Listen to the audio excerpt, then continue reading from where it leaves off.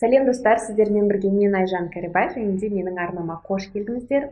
Бүгін сіздер үшін пайдалы видео жасамақпын. Негізі бірнеше серия қылып жүктілікке дайындық туралы және де жүктілік кезіндегі күтім. Осы екі тақырыпты маған Инстаграмда болсын, осы жерде ютубта болсын, көптеген қыздар жазады. Толығымен кәдімгідей жүйесімен әр пунктке баса назар аудара отырып бізге айтып беріңізші, не істеу керек, қалай істеу керек деген сияқты көптеген сұрақтар қойылады.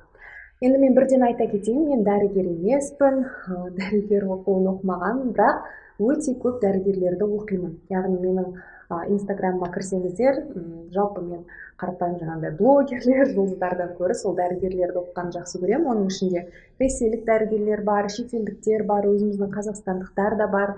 Және де солардың біраз рекомендацияларын өзім үшін зерттегенмін. Өзім үшін, яғни алғашқы жүктілік болсын, екіншісі болсын, барлығын қарап, нақты маған не керек, және де әрине дәрігерге де барып, сондай живой контактпен дәрігерге де барып, консультация жасап, жалпы біраз ақпарат, мағлұмат өзім үшін жинап жүргенмін. Соны енді қарасам, біраз қыздарға мүмкін керек шығар. Егер де сіздер де сондай бір ізденуші болсаңыз, өзімнің тәжірибемді айтқым келіп отыр, және де міндетті түрде өзім оқитын дәрігерлердің блогтарына видеоның соңында сілтеме қоямын. Егер де сіздер де кішкене тереңнен қазбалағыларыңыз келсе, кәдімгідей қарап, денсаулыққа немқұрайлы қарамасаңыздар, онда міндетті түрде сіздер де оқып, өздеріңізге керектеріңізді алыңыздар. Сонымен алғашқы тақырыбымыз енді жүктілікке дайындық болсын. Біздің елімізде өкінішке орай дайындық тақырыбы өте қатты айтылмайды. Бізде көбісі жүкті болғаннан кейін бастап жатады, дайындықтың бәрін денсаулығына қарап жатады деген сияқты. Ол негізі біздің мәдениетке байланысты. Мен бірақ өте қатты үміттенемін, болашақта бұл мәселе өзгеретініне, өйткені біздің жас қыздарымыз, жас аналар, болашақ аналар өздерінің денсаулықтарына немқұрайлы қарамау керек. Өйткені ол ертеңгі балаларының денсаулығы. Сол себепті осы мәдениетті, жалпы жүктілікке дайындық мәдениеті меніңше барынша кеңінен жарнамалап, яғни дұрыс подходты мен өзім солай көрсеткім келеді. Яғни менің философиям сондай. Әрине, жас қыздар мысалы үйленеді, сосын босануға дайындалады, жүктілікке дайындалады. Жас қыздар үшін ол кішкене жеңілдей өтуі мүмкін, егер де сенің жасы 19-20-20-дан асқан болса, әрине бірінші бала болған кезде саған бәрі де жеңіл болуы мүмкін.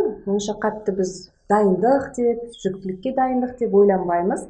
Бірақ одан кейінгі балаларға, екінші бала, үшінші балаға келген кезде, әйел адам бірінші жүктіліктен кейін қайта қалпына келу процесін өтпесе, бұл кішкене қиналып қалуы мүмкін, Уже, яғни сенде соншалықты жас кезіндегідей барлық витаминдердің толық емес, сен уже бірінші балаға бәрін бергенсің, оның үстіне қалпына келіп үлгермесең, екінші, үшінші балаңа, яғни витаминдерін, жай ғана бірақ пункталай витаминдерін жетіспей қалуы мүмкін. Сол себепті менің айтпақшы ойым, яғни менің философиям сіздерге жеткізгім келіп отырған жүктілікке дайындалған дұрыс. Яғни ол кәдімгідей бір 2 жыл, 3 жыл мен дайындаламын деген сөз емес. Жай ғана өзіңнің жарыңмен отырып, яғни сондай нәрселерді әңгімелесу, біз қашан мысалға бала бізде болады. Біріншісі мен екіншісінің арасы қанша жыл болуы мүмкін. Маған мысалға қалпыма келу үшін 2 жыл керек, 3 жыл керек деген сияқты сондай нәрселерді кәдімгідей әңгіме ретінде шығарып, сөйлесіп, және де егер де саған керек ресурстар болса, болды, маған онда жарайды.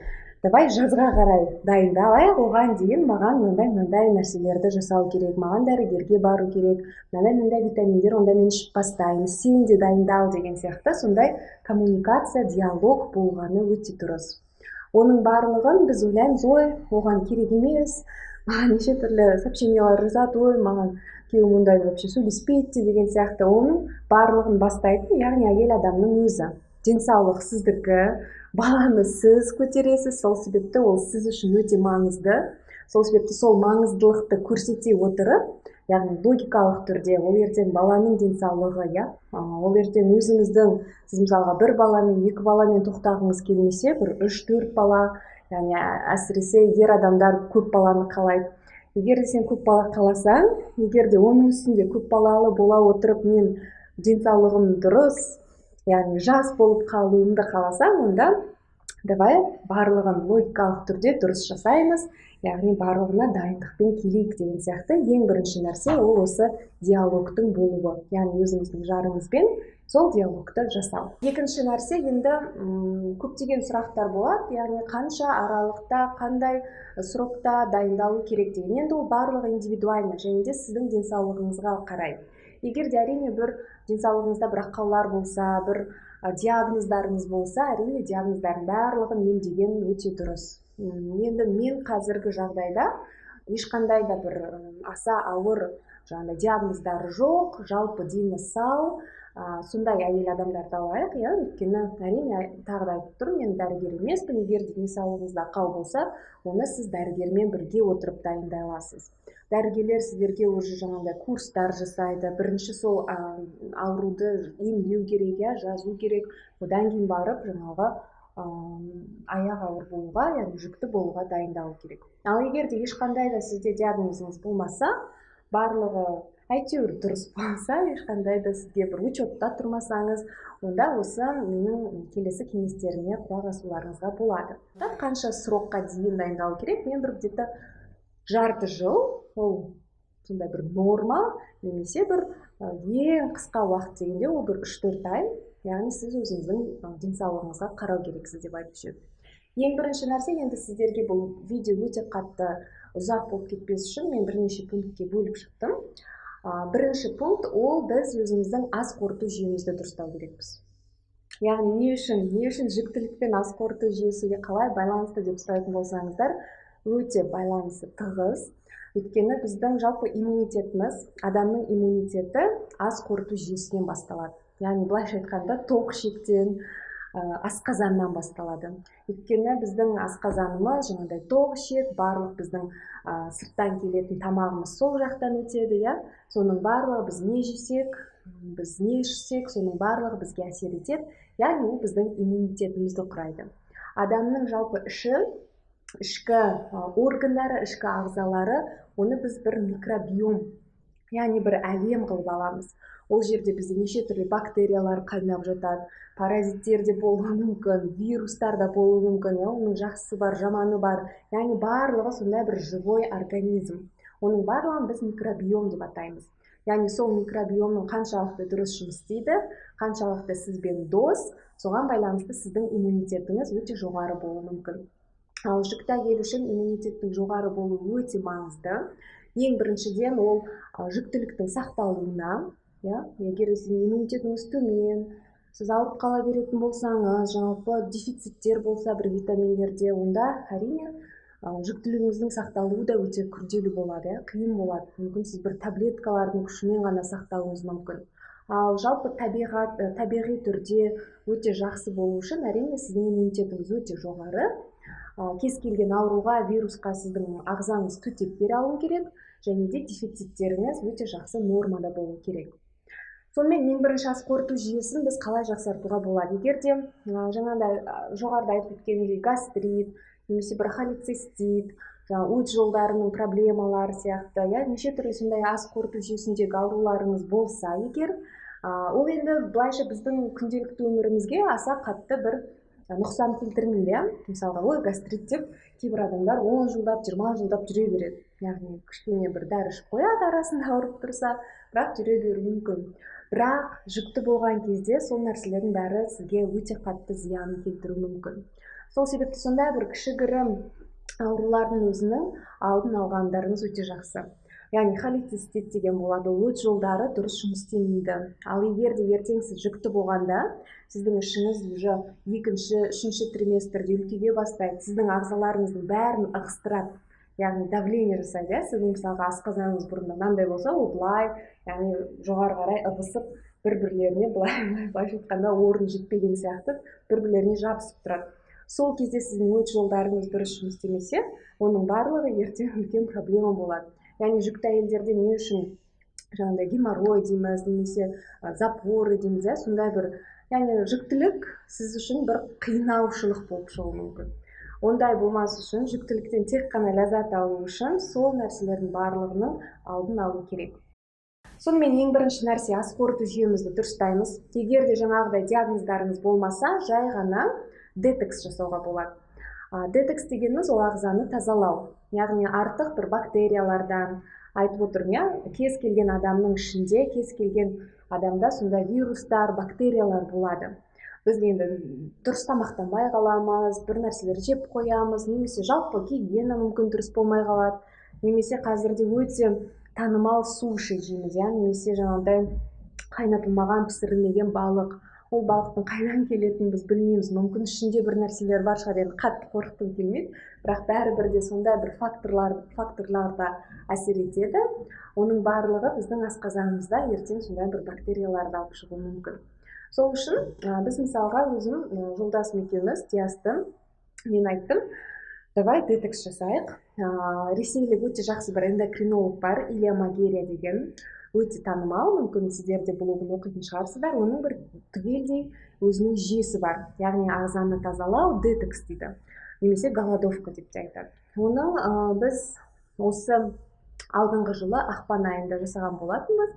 Яғни біз сол примерно ақпаннан бастап мен дайындық жасап, кішкене дұрыс тамақтанайық деген сияқты сол концепциямен жүрген болатынмын.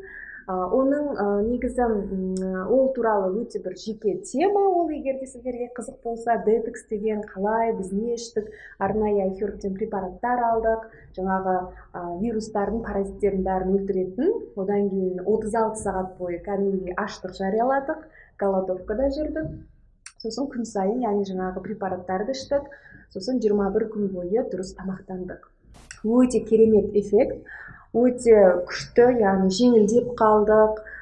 Сол кезде түрлі жаңағыдай бетіміз де тазарып, Диасты өзін өте күшті сезінді, жеңіл болып, яғни ондай нәрсе өте жиі жасалып тұру керек, яғни детокс деген нәрсе. Содан кейін уже сол бірінші, яғни тазалану, екінші ол дефициттермен жұмыс істеу болды. Менің яғни жүйемде сондай. Ең бірінші жаңа ас қорыту жүйемізді дұрыстап аламыз. Өте жақсы жаңағыдай детокс болса, детокстен өтеміз. Екіншіден, кішігірім жаңағыдай әдеттерді қолға алу керек. Ас қорыту жүйемізді жақсартатын. Оның бірден бірі ол су ішу. Таңертең тұрып жылы су міндетті түрде, жылыдан да ыстығырақ, яғни 42-43 градустағы су, ол Қытай медицинасынан келген нәрсе, яғни олар әрдайым ыстық суды, яғни күні бойына ішіп жүреді. Олар жай ғана су ішпейді, өйткені біздің ағзамыз негізі суық суды ішсек, біздің ағзамыз оны жылытуға тағы да энергия жұмсайды, яғни ол бізге кішкене қиындау екен. Сол себепті біз кішкене жылыдан ыстығырақ ішіп жүру керекпіз. Өте жақсы жұмыс істейтін тағы да бір сіздер үшін техника. Қазірдің өзінде жүктілік кезінде әсіресе сол нәрсені ішу керек, өйткені ол біздің өт жолдарымызды өте жақсы айдайды. Яғни 42-43 градустағы 2 стакан таңертең тұруға сала, сондай бір жылыдан кішкене ыстығырақ су ішу, және де егер де қолдарыңыздан келіп жатса, күні бойына сондай ыстық су ішіп отыру керек. Жалпы күніне өздеріңізде білетін шығарсыздар, 1,5-2 литрдай су ішіп отыру керек. Ол да біздің сол ас қорыту жүйемізді жақсартады. Негізі біздің сол бүкіл процестерімізді жүруіне жақсы кепіл береді. Сонымен достар, өте қатты ұзақ болмас үшін мен осы жүктілікке дайындықтың өзін екіге бөлемін. Осы бірінші бөлімде сіздерге ас қорыту жүйесі туралы айттым. Бұл жерге тағы да айта кететін нәрсе дұрыс тамақтану. Біз көбіміз ойлаймыз кезінде мен 2 адам үшін тамақ ішемін, мен не жегім келсе соны жеу керекпін деген сияқты. Бірақ жүктілікке дайындық кезінде сіз дұрыс тамақтануды бастасаңыз, яғни соны өзіңіздің өмір салтыңыз қылып, әдет қылып алсаңыз, жүктілік кезінде сол дұрыс тамақтануды ұстану сізге жеңілдеу болады. Ал дұрыс тамақтануды ұстану жүктілік кезінде ол міндетті түрде керек. Ол маңызды нәрсе, өйткені жаңа айтқан менің микробиомым, ішкі біздің ағзамыз, әлеміміз, біз сол нәрсені ертең баламызға мирас етеді екенбіз. Яғни анасының микробиомы қандай, баланың микробиомы тура сондай болады. Яғни бұл дәлелденген кәдімгідей факт, және де былайша логикалық түрге даже салып қарасақ, баланың денсаулығы ол мамасы мен папасының денсаулығы қандай, сондай болады. Одан асып бір керемет бір денсаулық болып кетпейді. Өйткені ол жердің мамасы да, папасы да, яғни солардың туындысы. Сол себеп мамасы мен папасының денсаулығы қандай болса, орташа болса, баланікі да примерно сондай орташа болады. Яғни одан бір асып, олардан бір керемет денсаулық деген сияқты болмайды. Сол себепті сіздер орташа емес, өзіңіздің денсаулығыңызды, яғни керемет деңгейге жеткізсеңіз, жолдасыңыздың денсаулығын керемет деңгейге жеткізсеңіз, сіздің балаңыздың да ертең туындысы, яғни денсаулығы керемет болады. Сол себепті бүгінге менің айтарым осы сіздер үшін. Ас қорыту жүйесін жақсартамыз. Ең бірінші нәрсе, керек болса детокс жасаймыз, бактерия, вирустардан арылу үшін, және де дұрыс тамақтануды қолға аламыз, су ішуді қолға аламыз. Былайша қарап тұрсаң, қарапайым нәрселер. Бұл сен жүкті болмасаң да, жүктілікке дайындалмасаң да керек нәрсе адамға. Бірақ әрине өкінішке орай біз күнделікті өмірде сол нәрселерді ұмытып жатамыз. Сол себепті жүктілік алдында осы процедуралар кәдімгідей әдетке айналдырып, өмір салтыңыз қылып алсаңыз, сіз үшін өте үлкен плюс, және де ертең кәдімгідей денсаулығыңыздың жақсарғанын, жүктіліктің жеңіл өткенін байқайтын боласыз. Ал енді келесі бөлімде біз сіздермен дефициттер туралы, витаминдер туралы толығырақ айтатын боламыз. Сіздермен болған мен, Айжан. Егер де сұрақтарыңыз болса, міндетті түрде комментарийдің астына жазыңыздар.